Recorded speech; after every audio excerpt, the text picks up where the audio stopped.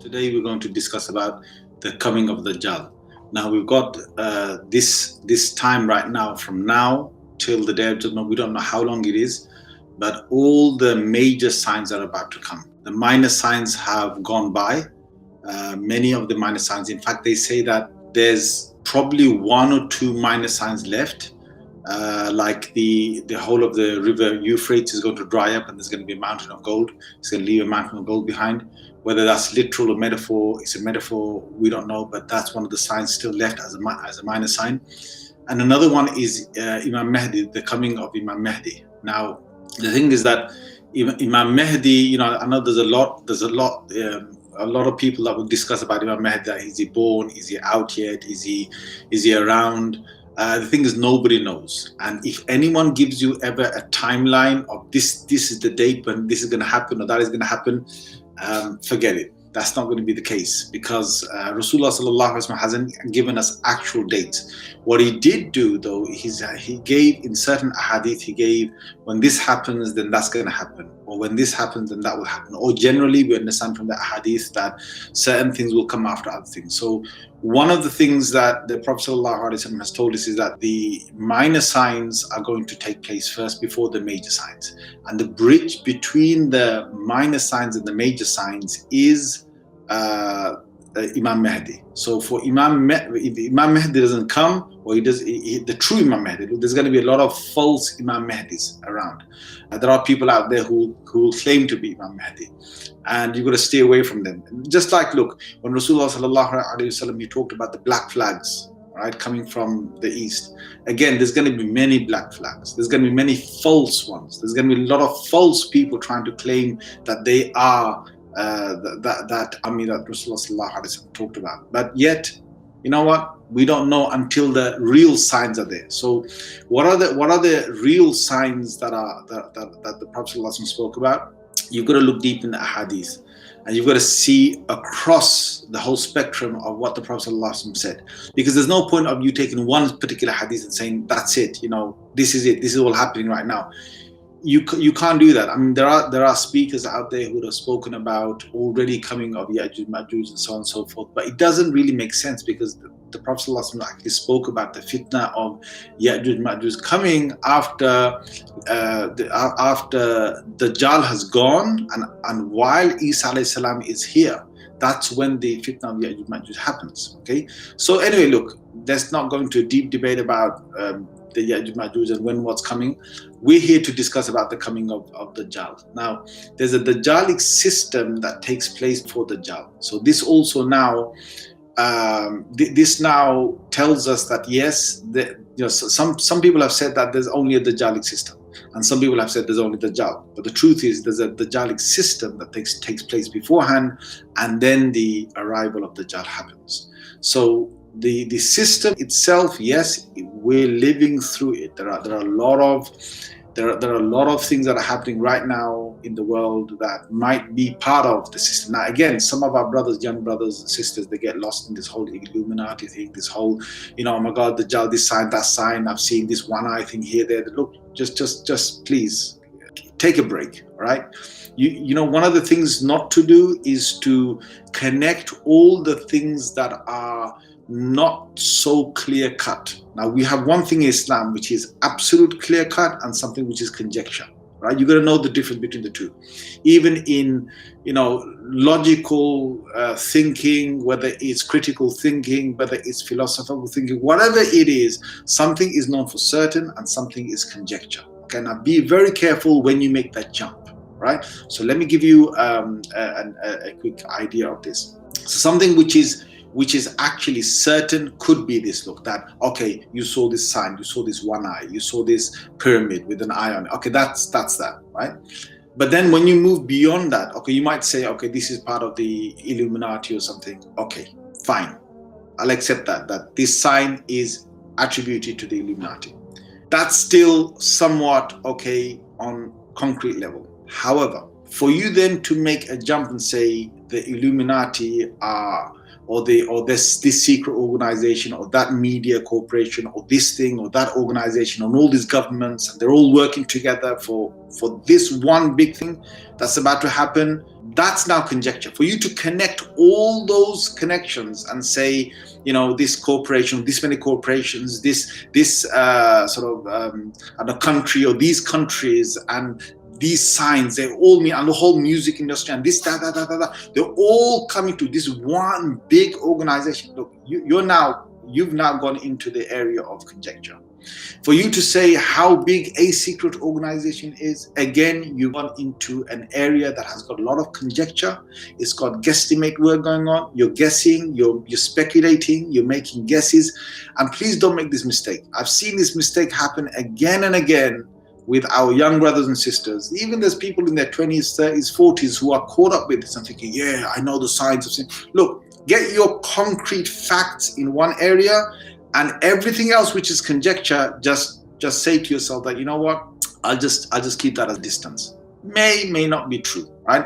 And the possibility of it being true, those conjectures being true, is going to be relatively low. You don't know what you're actually stating as a fact, because facts are concrete. We have the same thing in Islam. Okay, we have the same thing in Islam. The Quran and Sunnah, there are certain things that are absolute facts. So, for example, look, the Prophet _Allah spoke about the tall buildings happening, right? The Arabs or the people who were yesterday looking after sheep or flocks of sheep or maybe herds of camels and so on. Those people tomorrow, they suddenly they start to compete with each other building the tall buildings. Now we've got that hadith there, fine, right? We're living that time right now. We know that in the skyscrapers going across the Arab lands and so on, especially the UAE and so on, is something phenomenal. Okay, we know that. But then for you to jump into like saying that, okay, this is the time when, for example, when the Prophet ﷺ said about Dajjal that his first day is going to be, what is said as a fact, okay, is that the Prophet ﷺ, he said that Dajjal's rule on the earth, his first day is going to be like a year, his second day is going to be like a month, his third day is going to be like a week, and the rest of them are like the rest of the days. For you to jump from that and start saying, oh, this is like the dollar and the pound and the yen or the shekel or whatever, pound, dollar, shekel, whatever you say, when you jump to that, now you've made a super jump to conjecture. Can you see what I'm saying? Okay, now I want all the youngsters to be very careful of this jump. Now, what the Prophet ﷺ mentioned is one thing, right? Yes, it's in front of your eyes about the days of Dajjal. But then for you to then make a theory and jump with a conjecture to something that relates to our time. Okay, so looking at the whole thing about the power of the dollar, the power of the pound, the power of the shekel, the power of the yen, whatever it is, or currency it is, okay, that's a separate phenomenon. Okay, that's a separate thing. But for you to join that with this hadith, that is pure conjecture, right? That is guesstimate, and the possibility of that is very, very low. And I've seen this being made. There are certain speakers on the internet who will speak and make these loose connections. And our youngsters are like all hyped up. Oh my God, yeah, I know. It's all coming. See, I heard that. Yeah, I know the hadith. Yes, you know the hadith. Read the hadith. Tell me where in the hadith it clearly connects with all these things. And if it doesn't, then call it conjecture. Call it speculation. Call it a guess. Call it something which is not fact, not factual. Right? So please wake up. I really get annoyed when we have youngsters, youngsters, and you get, even mid-aged people, get caught up in this. They get caught up in this, and they kind of feel that, you're the one who's not tuned in with what's going on. We know what's going on. These are all separate things that are going on. Okay, so one of the things, the traps not to fall in, is to give your enemy in your mind a power that they don't have. And I've spoken about this before in other, reminders, which is that if the Illuminati, or if, let's just say, the Dajjalic system that is going on, right, if it has whatever power it is, always remember that Allah is above all of this. Allah gave the allowance for these things to grow to the power they've got, right? Allah gave that. So don't think that they can escape the power of Allah. As a believer, I should know that Allah's power is the greatest of all powers, and nothing can come in between, in between yourself and Allah's power. If Allah's power is there, then that's the most mightiest thing that we believe in. So please don't take these things out of what they're supposed to be believed as. Okay, so wherever they lie as things. And the other thing I want to say is, look, this conspiracy theory kind of thing. Okay, there's no end to conspiracy theories. Okay, we've got all sorts of theories going on, and they always every few years you've got a new conspiracy theory. So be careful with all of this, because yes, some of the part of the conspiracy theories might actually be true, but most of conspiracy theories, they're just theories. They're just a bunch of things that people just made up out of their head, and that's it. They'll just pump it through and say that this is happening right now because we knew this was coming all along, because of these little signs that you can find. Look, just cut out all of that. Okay, so now let's talk about Dajjal. Now, Imam Mahdi, for him to come to the earth, we've got certain signs. Now, Imam Mahdi doesn't just pop up like that. We've got certain wars that will happen between the Muslims and those who are in favor, those who are not in favor of the Muslims. Okay, so what will happen in these lands, which Rasulullah sallallahu alaihi wasallam spoke about as the lands of the Ahlul Rum, the people of Rome, or the Roman Empire at that time, which is literally Europe and America, because Americans are actually an extension of European people. Canada also is an extension of European people, because they migrated, they went further across the ocean over there. So in all these lands, what you're going to find is you're going to find a division. Right? Eventually you find this division. What is that division? Division is that there's going to be part of them that will be in favor of the Muslims and part of them that will not be in favor of the Muslims. And then what happens is they have their wars between them. So Group A, where you've got the Muslims, and with the Muslims you've actually got the sympathizing non-Muslims. They will be categorized as, let's just say they're Group 1. They will fight all those non-Muslims who are not in favor of this first group, and their fights will go on until this first group is victorious. And this is all in hadith. And then what happens one day is that you've got the Muslim that stands up and says, our victory was because of Allah, or the Quran, sorry, and one of the Christians says, no, it's our victory was there because of the cross, and they then fall out with one another and they have a fight between them. This time the Muslims are defeated. Okay. Now there are many years in between this where there's ups and downs of how the Muslims will find their how Muslims will find their stability or not find their stability in these lands. So there's going to be kind of a rough ride for the Muslims. Eventually what happens is there is a hadith in Abu Dawood which talks about a succession of khulafa, right? This is a sahih hadith in Abu Dawood that talks about they've had a succession of khulafa, of different rulers, Islamic rulers, okay, one after the other. And what they now want to know is how do they select the next ruler, right? And they fall out between themselves. They're having some arguments, and one man amongst them, what he does is that he runs away. He says, I'm not, he's potential person who can become the Khalifa.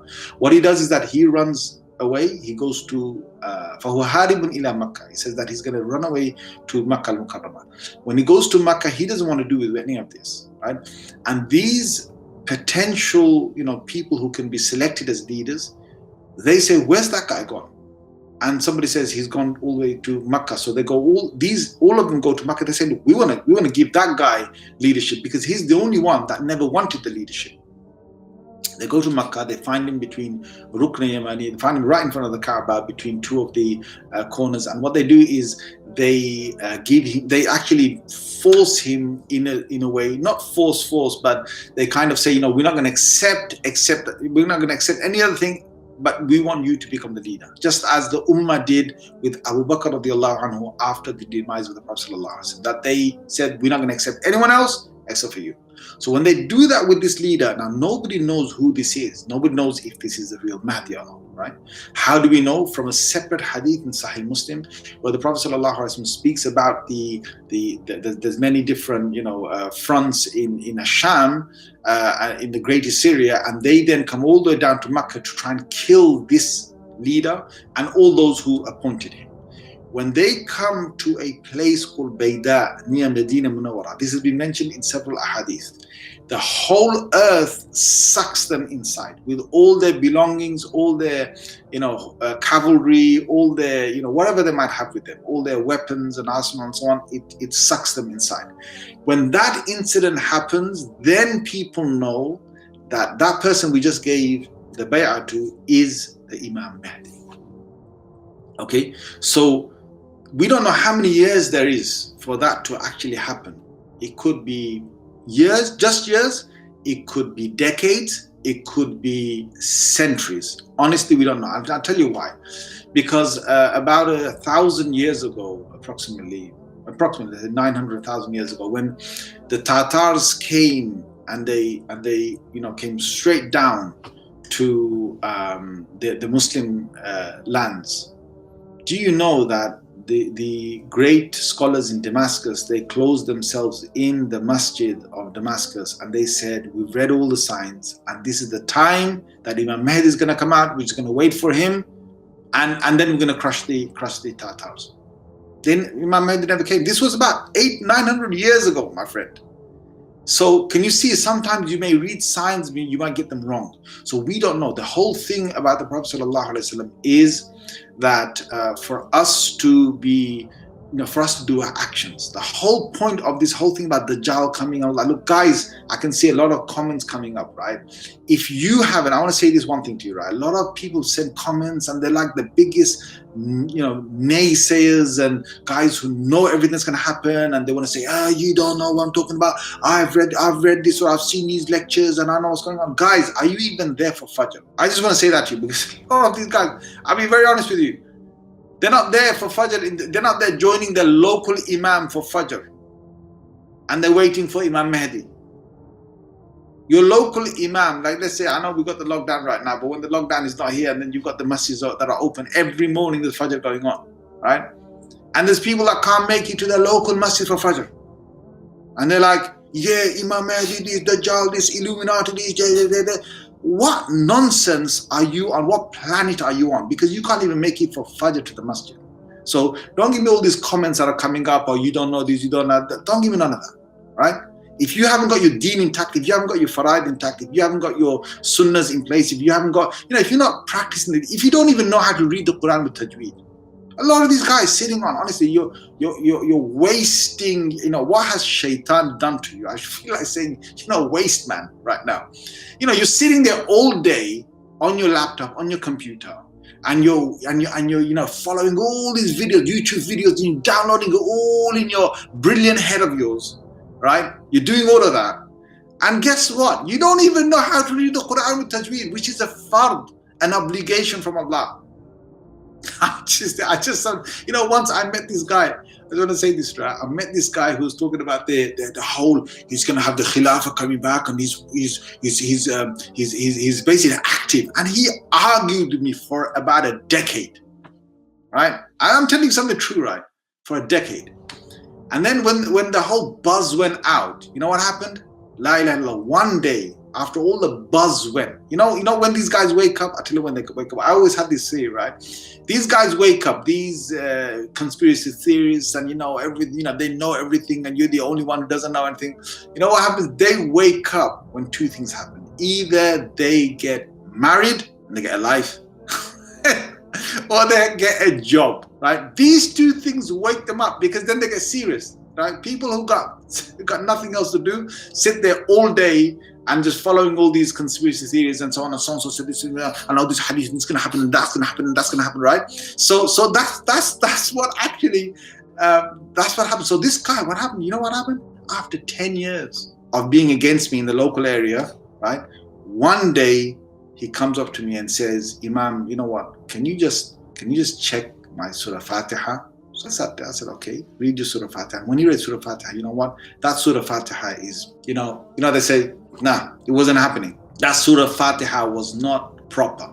So I kind of, I felt so sorry for this guy. He wasted 10 years of his life after all of this, following all this, how he's going to establish the whole khilaf and so on. He doesn't even know how to read Surah Fatiha properly. His salahs were probably not even done. I mean, if the Khalifa came or if Imam Mahdi came, he'd probably reject this guy. He'd probably say, you don't know how to read the Fatiha, get out of it. I mean, can you imagine, what are these guys doing? Honestly, I don't understand. What are you doing? You're so full of all the hadith of the end of the last time, right? And you don't even know your basics of your deen. You don't even know how to do something simple, right? So please don't give me none of these comments, right? And telling me I don't know what this sheikh said and that sheikh said. Let's give it a break, all right? Go and learn your Fatiha and go and learn your deen and go and join the Imam for Fajr and so on and go do some basic things. I know some of these guys, they don't even look after their parents. And they have got no consideration for the parents because the parents don't believe in their theories. So that means the parents are misguided. So, I mean, what are you talking about? Seriously. I mean, you wouldn't even be speaking there if it wasn't for your parents. Anyway, when Imam Mahdi finally comes about, he's going to take the armies with him. He's going to join all the Muslims. He's going to defeat this group that arose against the Muslims. And then he brings a lot of peace on the earth. This peace lasts for a good few years, right? We don't know how long, a few years it lasts. And then he keeps on hearing that Dajjal has come out, Dajjal has come out, right? So he actually goes around he goes around like what's described maybe 2 continents. He goes around Asia, he goes around Europe. These are some of the places and some of the countries that I mentioned, these are in these areas. He brings a lot of stability and eventually Dajjal comes out. Now, when Dajjal comes out, okay, Dajjal is going to come out with a lot of fitnah. He's going to come with a lot of fitnah. So let me give you some of the descriptions that I mentioned about Dajjal. So we know about his eye. Now there's ikhtilaf in which eye it is that he doesn't see from. But you know what? Remember this, that he's got 2 outlets. Right, 2 outlets of eyes. One is completely blind, and from one he sees, but it's also defective. That's the way to know Dajjal. He'll have a wide forehead. He'll have Kaf, Fa, Ra written on his forehead, and whether you're literate or not literate, you'll be able to read this. He'll be short but well built, and he's actually, in stature, he might be a little bit short, but he's massive, meaning that there's a width to Dajjal, right? So he's actually tall, but when you look at him, he looks short. Why? Because his width is quite big. You know, when you see certain people that they're big this way, they don't look that tall, even though they are tall. So that's the kind of description about Dajjal. He'll have fair skin with a reddish sort of complexion. He'll have a kind of a slight hunchback to him. He will have no children. He will not get married. He was born to Jewish parents, according to our tradition. He was born to Jewish parents after 30 years. Their first and one and only child is this child that gets born. Now, there's a number of fitnah that he comes around with. Now, I don't know if people are ready for this, right? You see today, people can't make a choice of a simple, okay, this is where I'm going, this is where I'm not going, right? It's very clear. Quran says do this. You know, people can't give up girlfriends.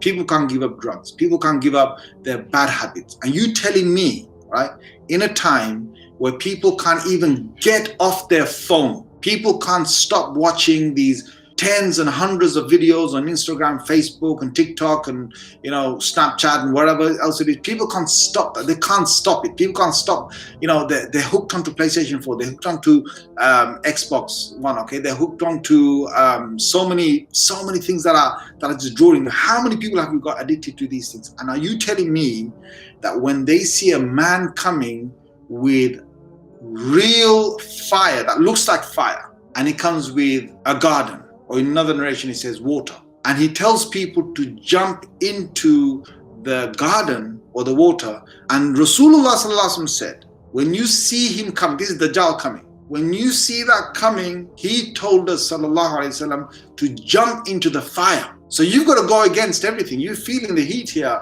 and it looks like real fire, it feels like real fire, but you know what? The Prophet ﷺ said, jump into that, because his fire is water and his water is fire. Or his fire is the garden is the fire. Wow, I mean, I can't see, except for the pure believers of our time, doing this. Dajjal's going to come with some serious fitnah. Okay, he's going to come with serious fitnah. And when he comes, it's not a small thing. I mean, look, some people get really excited that, I'll be able to, do this with look, you ain't doing nothing with Dajjal. No man, no woman. I don't care how many press-ups you do and how many, I don't know, bench presses you do in the gym, okay? There's no way you're taking on Dajjal. In fact, the only thing you can do with Dajjal is to run or hide. That's the only thing you can do. It's clear in the hadith. Only Isa ibn Maryam is able to take on Dajjal. Not even Imam Mahdi can take on Dajjal. He's the biggest fitna that this world has ever seen. He's going to dominate the entire world in one go. But when he does that, the true believers will be safe. And one of the things to be safe, from Dajjal is to keep your Surah Kahf. Okay, now memorize the first 10 verses of Surah Kahf, or memorize the last 10 verses of Surah Kahf, or recite the first 10 verses of Surah Kahf when Dajjal is around, because that's the only protection you can have where you're safe from him. Now, only true believers are going to do that, and people haven't even got the time to even memorize a small surah of the Quran. What we should do is we should keep these ayats in memory, because the hadith says in Sahih Muslim, it says these are the protections we've got against Dajjal. You can't do anything against Dajjal. Dajjal is, he's around, he's going to be around, he's going to come as a figure, and he's going to have huge powers on the earth. And when he's around, what can you do? Do you know what the Prophet ﷺ said, that when we're hungry, there's going to, his first day is like an entire year. And the Sahaba were worried, how do we, and he spoke about how Dajjal's going to take away the food. He's going to just point out to the sky. However he does this, right? And it stops raining. There's no sunshine on this land, and the crops all die, the livestock all dies, and we haven't got any food for a year. For a year, my friend, people can't give up. People can't be bothered to go through the whole of Ramadan and fast. And people, even if they do fast, people can't give up with this flavored food and that flavored food. Do you know, Sahaba was so worried at that time. They said, how do we live? How do we eat? And the Prophet ﷺ said at that time that your sustenance is going to be your subhanallah, your alhamdulillah, your tasbih. It's going to be you praising Allah Azza wa Jalla. That's going to keep you alive. Now that's pure belief. Anyone who's got the belief and they're grounded before the Dajjal comes, then there's a big salvation coming their way. I just want to say that please, after listening to this, because this is not a full thing on Dajjal. I want to do a series, inshallah, I'll probably do it in the future, on these signs and so on, about Dajjal in depth and so on. But just for now, what I want to say is, if you've listened to all of this, what is it that we should do? What we should do is what Rasulullah sallallahu alaihi wasallam said in a hadith, which is Badiru bil a'mal. He said, be quick to do your actions. The whole point of all of this, look, Qiyamah is coming, Day of Judgment is coming. When Dajjal comes, there's going to be so much fitna and tribulation around. People are going to say, oh my God, how do I even pray? How do I even get away with trying to get on with my religion? And how do we do this? This is going to be a massive fitna. Right now we're feeling the masjids that are closed right now. We're feeling it, right? You haven't even got no Taraweeh, no masjids, no open, no masjids open, no Jum'ah and so on. We're feeling it. Can you imagine Dajjal's time, people are not going to be able to be free with their ibadah. That's why the Prophet ﷺ said, be quick in doing your actions and ground yourself before Dajjal comes. That's the whole point. So if you've listened to what I've said, then the thing is, look, we've got to increase our amal, we've got to increase our action.